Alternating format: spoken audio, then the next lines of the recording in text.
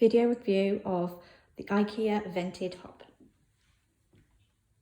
We've had this IKEA vented hob for 4 or 5 months now, so we've used it pretty well. So its position is in our peninsula island in the centre of our kitchen.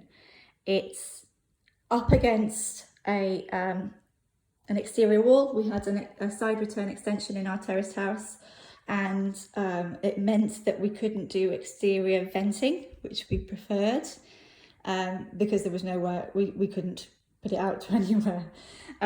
So we had to go for internal venting. Now you can see there is our vent at the bottom down by our feet. It could have been on the either side, but we decided to put it out this way. Okay. We got the kitchen from DIY Kitchens, not actually IKEA, and that meant that we had to do a little bit of messing with it. So we had a carpenter friend who came and helped us to put the kitchen together.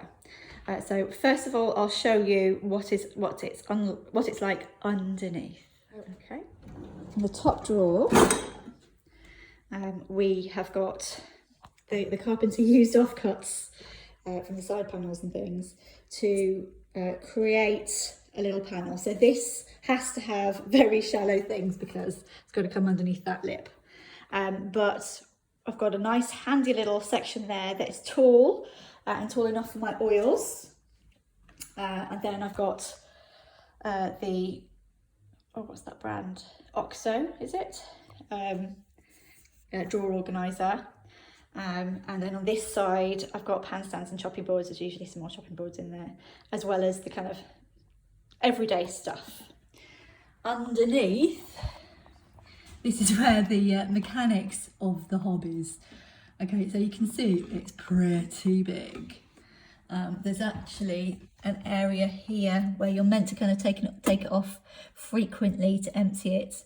Although I believe it's really only if you it's to catch the overspill if your pans bubble up, and we haven't actually had that. I keep a quite close eye on it if they bubble up and over. But I do need to get that out and have a little look.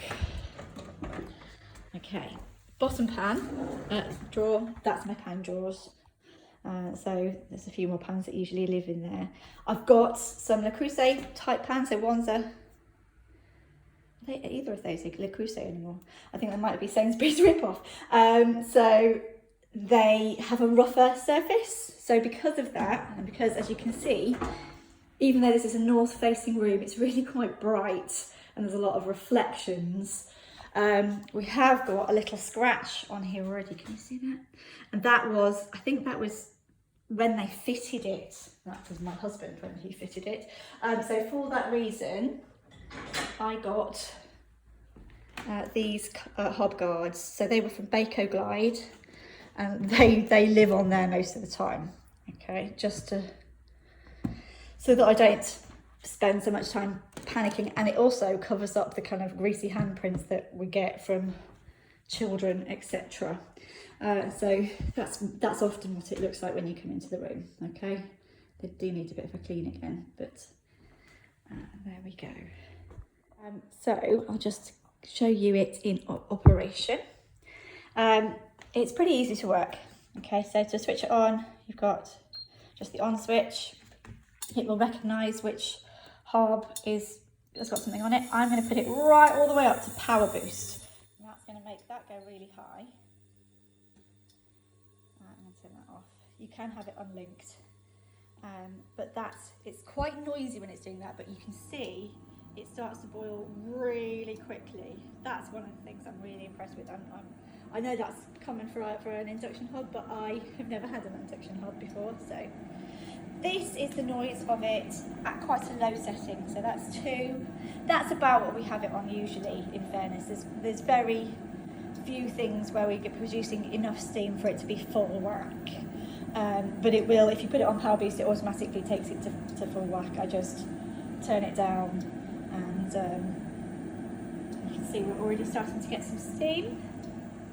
I put my pan lids on a crack to try and encourage the steam to go that way. You can see on 2, it's taken it down. Try and turn that up. It could probably be even more. Now whilst I'm at that, I'm going to turn this off. Okay, you can see it's going up again. I'm going to get a bit of kitchen towel and show you that the vent is not kicking anything out. Now if I put the vent on, it takes a little while to kick in. So this is taking it up to, what did I put it up to? 4. You can see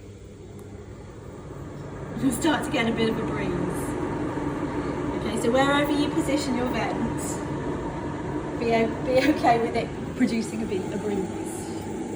Okay, I don't need this full. So I can have that full whack. At full whack, it's taking all of the steam. See that? I'm sure you can see that. It's not escaping anywhere else, but it is quite noisy. Alright. This is the actual vent part. This is, yes, it's wet from where I just did the test. This is cast iron. It's quite chunky. And this is where you found it. I usually need 2 hands to take this out. So this is the charcoal filter. It's got a fan down at the bottom. And you can see it's quite nifty. I generally just put that in hot soapy water, but I believe you can put it in the dishwasher. I just put it in the sink with the hot soapy water and swish it around a little bit. And quite often you can smell like the cooking smells on it when you kind of wash it, and you can see the colour change in the water, which I think is quite fascinating. There we go. One thing I do get irritated by is, I know this is just, I think, because I've only had stainless steel hobs. It really does get little finger marks all over it, which drives me bonkers. But again, these kind of minimise that. So there you go. That is my review of the IKEA vented hob.